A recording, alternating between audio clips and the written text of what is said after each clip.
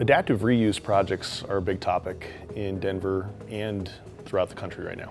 When I say the term adaptive reuse, I'm referring to converting existing office buildings into apartment buildings. I would say the number one thing that if you wanted to convert an office building into an apartment building, look at the floor plate.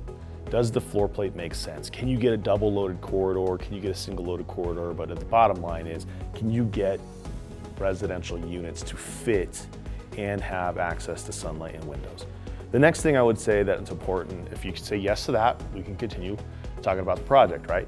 So if you say yes to that, the next thing would be vertical transportation. Your stairs, your elevators, are they in the right locations? Are they the right sizes to work for a new use?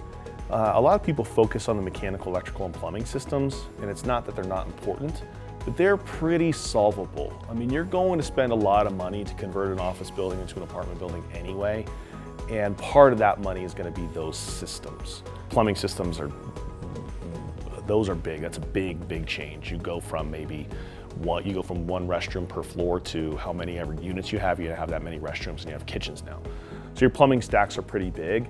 So you want to make sure that the structure of the building can support all the new penetrations going through the building. One of the big things that we've learned is the size of the water coming in and the sanitary sewer line leaving the building. Those are typically going to be underground. They're under some kind of slab. They might be in a basement. But then they tie into a city system that might not be sized correctly for the new load. So a sanitary system, domestic water coming in, I would say is probably the third biggest thing that you want to look at. The structure, how the building was built. Does it have fire sprinkler? What's its fire rating? How's it classified? And how does that structure work?